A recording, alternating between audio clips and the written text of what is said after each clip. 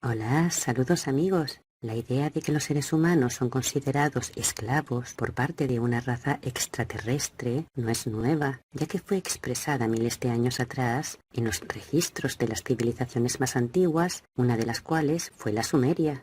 Estos registros mencionan que criaturas de apariencia humana, pero de origen extraterrestre, gobiernan a los seres humanos, siendo los primeros monarcas en la Tierra. Conocidos por los sumerios como Anunnaki, con el tiempo estos extraterrestres dominadores, que pertenecen a la raza de los reptilianos, fueron llamados por los griegos dioses y adorados en todo el mundo a través de las diferentes religiones.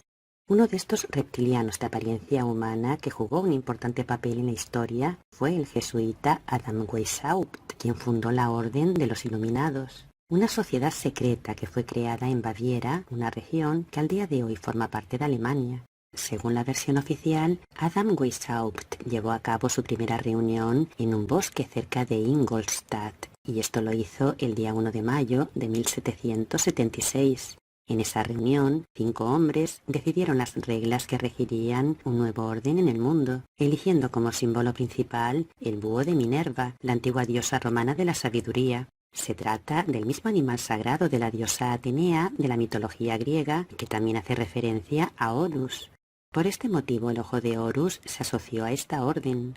Se trata de un ojo dentro de un triángulo, el cual aparece en las iglesias de todo el mundo, en los edificios masónicos, en el billete de $1 estadounidense o en el reverso del escudo de los Estados Unidos. El diseño se compone de una pirámide de 13 escalones, la cual se halla encerrada en un círculo, y en cuya cima se encuentra el ojo centelleante que todo lo ve. En la base de esa pirámide se halla grabado el año de la fundación de la Orden, 1776, escrito en números romanos.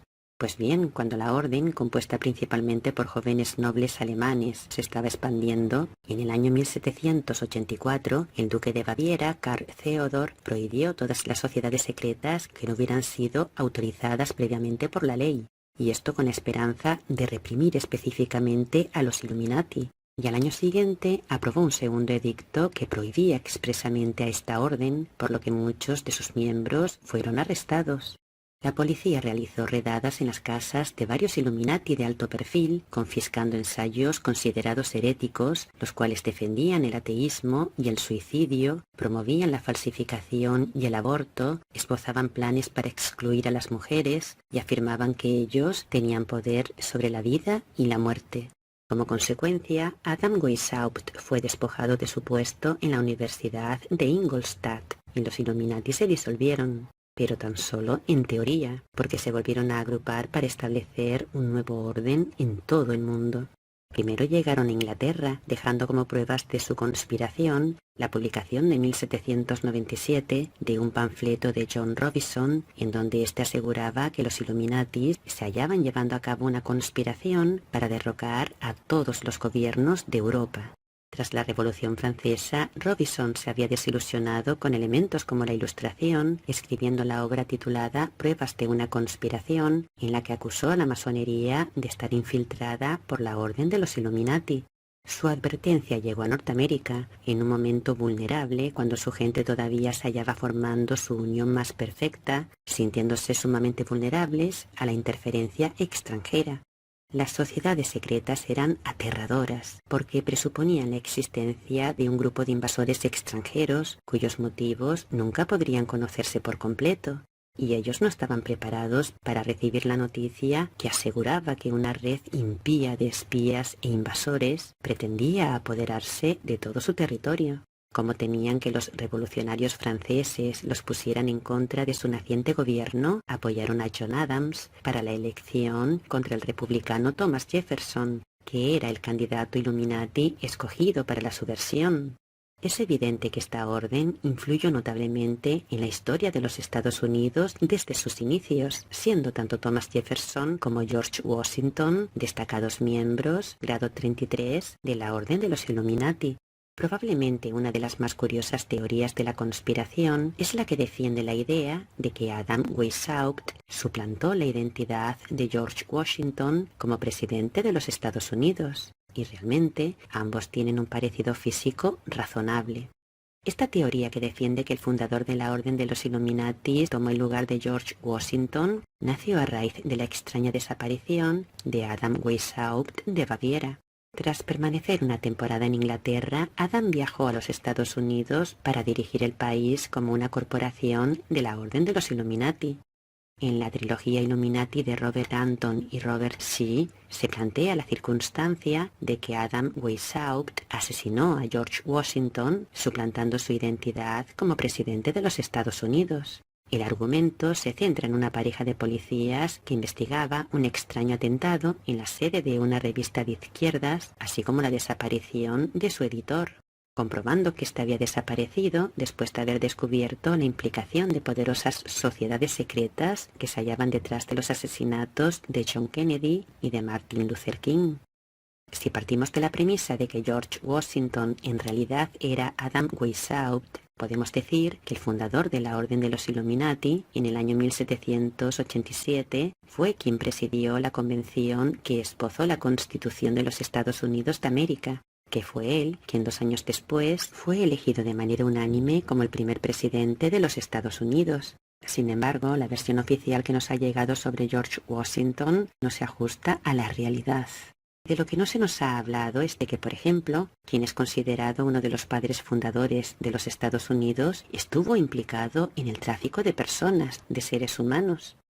Cuando se casó con Martha Washington, tras esta quedarse viuda, consiguió una gran fortuna. Él ya tenía más de 30 esclavos que se hallaban trabajando para él, y la viuda aportó de la herencia de su primer marido al menos 85 esclavos más como dote. Con la gran riqueza de su esposa, George Washington compró tierras, triplicando pronto el tamaño de su plantación, así como el número de esclavos para cultivarla, llegando a tener más de 300 esclavos. De hecho, era uno de los propietarios de esclavos más conocidos del país.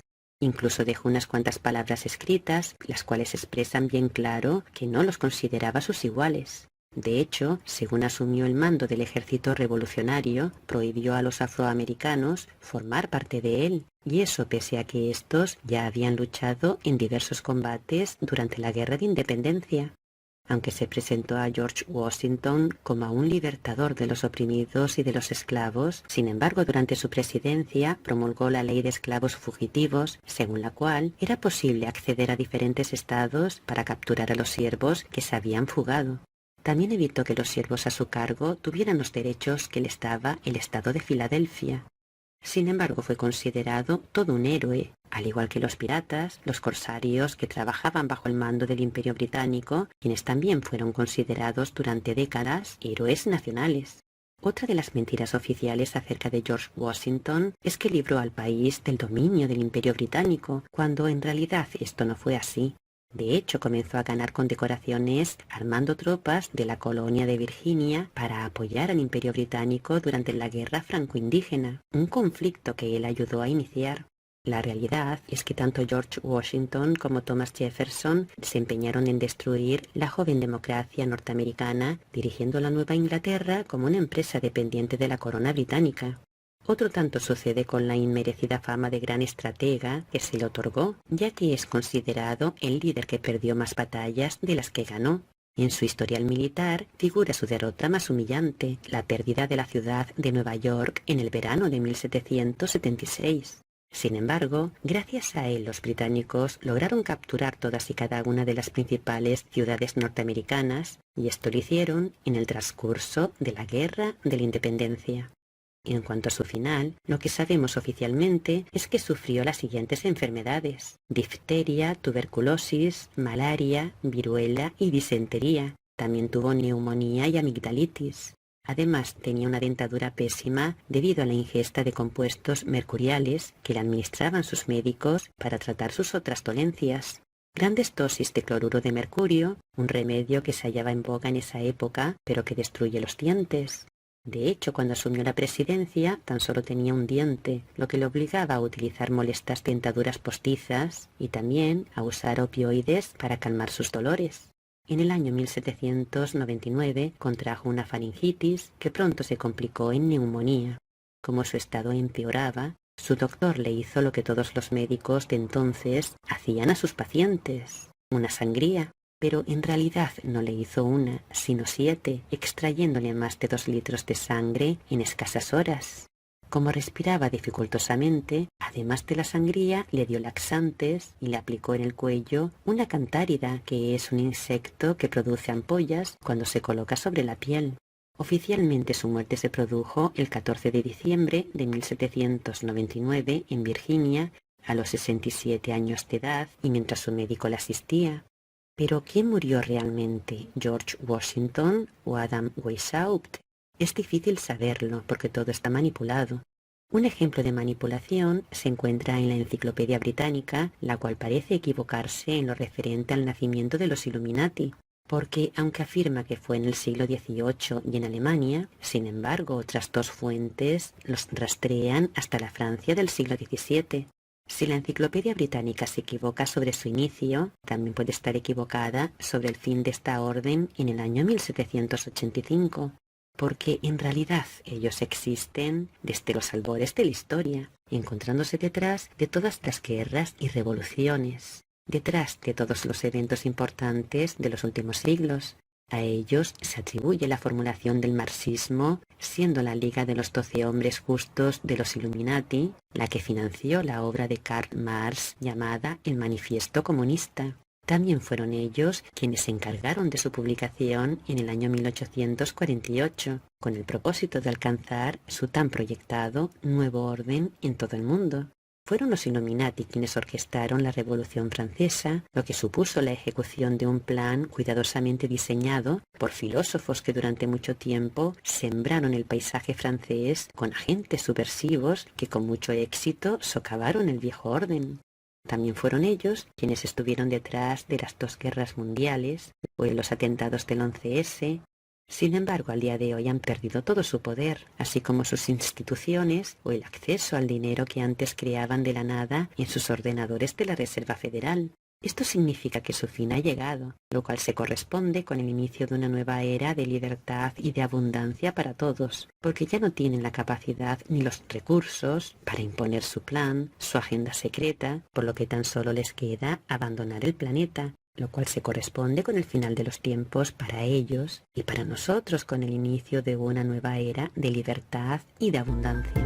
Hasta pronto, amigos.